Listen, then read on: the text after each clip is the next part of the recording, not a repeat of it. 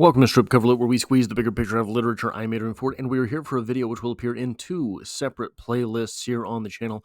Number one being the poetry discussion playlist, now over 300 videos strong, and number two, the Emily Dickinson playlist, approaching 100 videos strong. This is a poem that I don't think I've ever talked about on the channel, known as After Pain, a Formal Feeling Comes. After great pain, a formal feeling comes. The nerves sit ceremonious like tombs. The stiff heart questions, was it he that bore? And yesterday or centuries before? The feet mechanical go round a wooden way of ground or air or aught. Regardless, grown a quartz contentment like a stone. This is the hour of lead, remembered if outlived, as freezing persons recollect the snow, first chill, then stupor, then the letting go.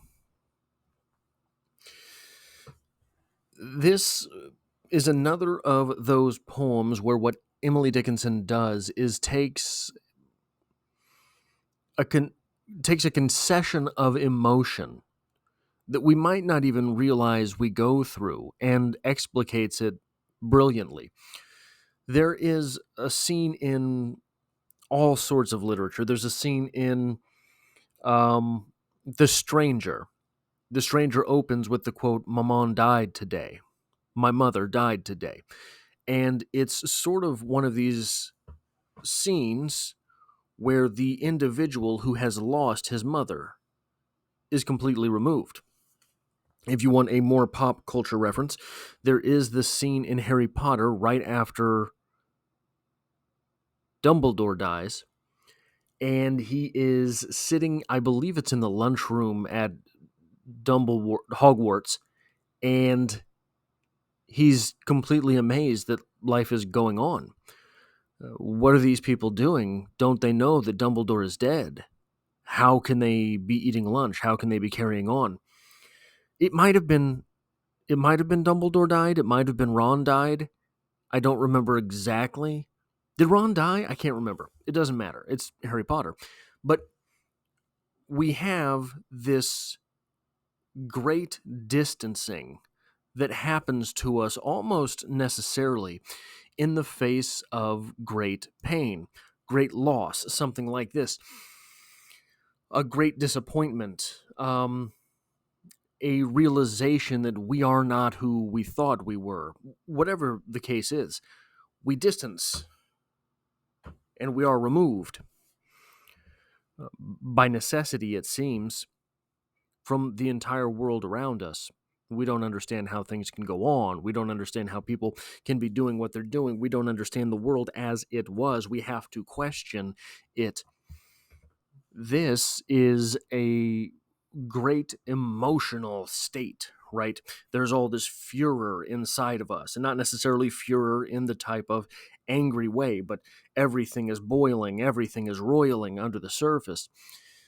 And what we're looking at in this poem is simply the statement that after great pain, a formal feeling comes. That formal feeling, if you think of the stiff upper lip, right?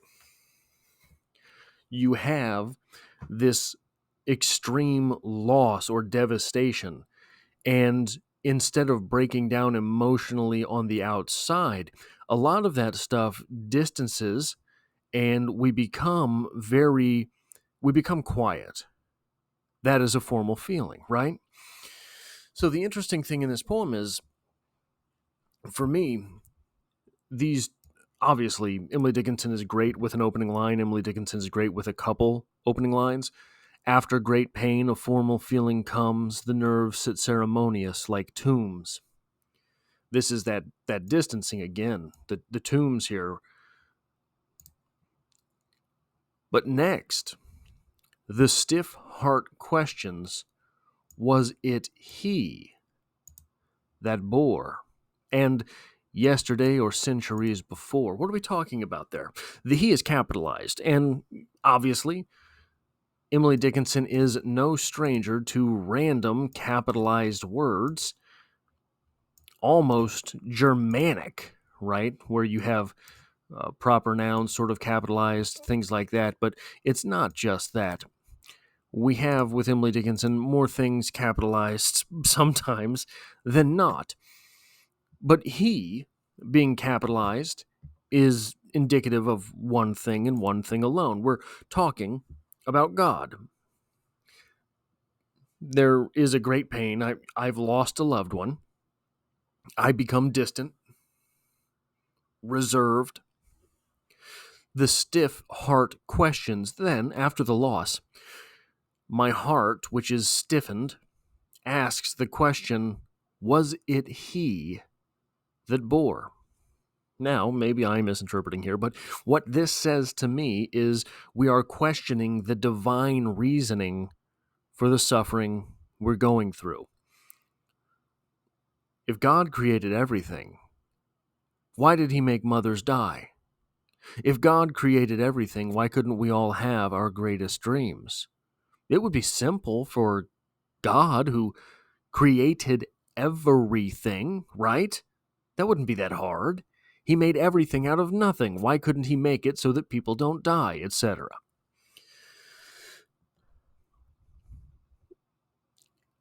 And this is a question that we often have very early in life. Why do bad things happen to good people? Why do these things keep happening on an earth where, look, I mean, if you were writing the script, would you make so many bad things happen? If you were, just for example, if you were curating ants, would you just put in random acts of destruction into your ant colony? Oh, here's a hurricane. There's a cyclone. Well, just for fun, just to see how they react. Would you do that? Would you make things in that manner? I doubt you would.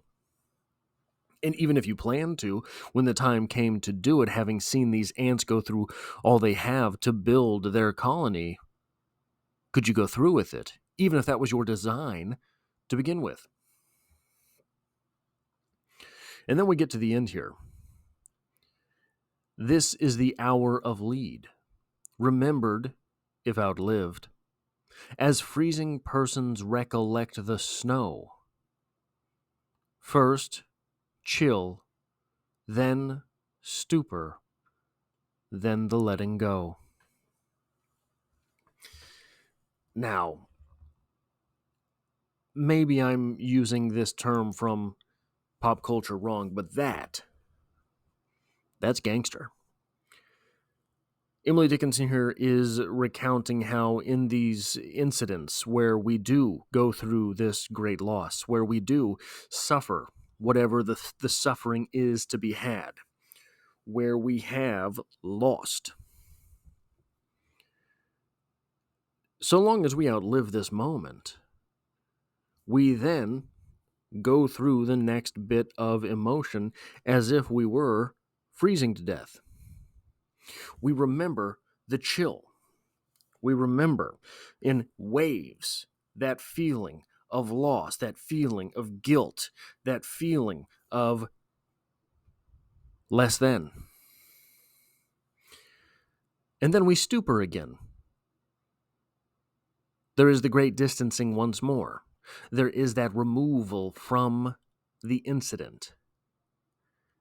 And then we realize if you've lost a loved one, that loved one's not coming back.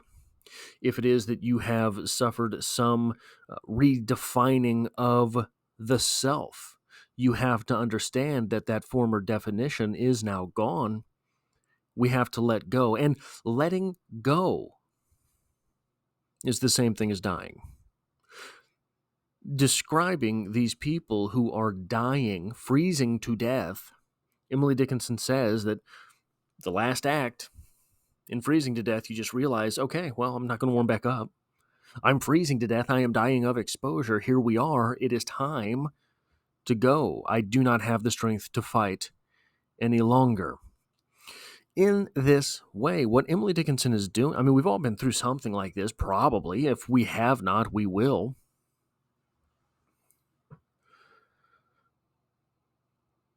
What Emily Dickinson is saying here is that the act of living is essentially the act of dying over and over and over and over again.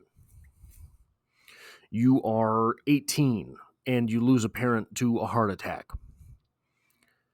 You have to die in order to keep going. You freeze to death, basically, in order to keep going. And then you are 24 and you have your degree and you think, I'm going to take the world by storm. You get out of college and, well, that's not how the world works. And you have to humble yourself. To humble yourself, you have to die this little death in order to go on.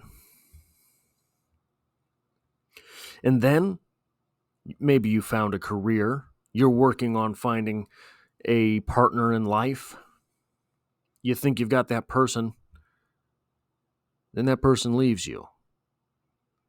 Do you want to live as the person who was broken up with the rest of your life? No, you do not. Indeed, you do not. You have to change. You have to assume that death. You have to take that death in order to move on. You have to suffer through that chill. You have to take on that stupor. And then you have to let go.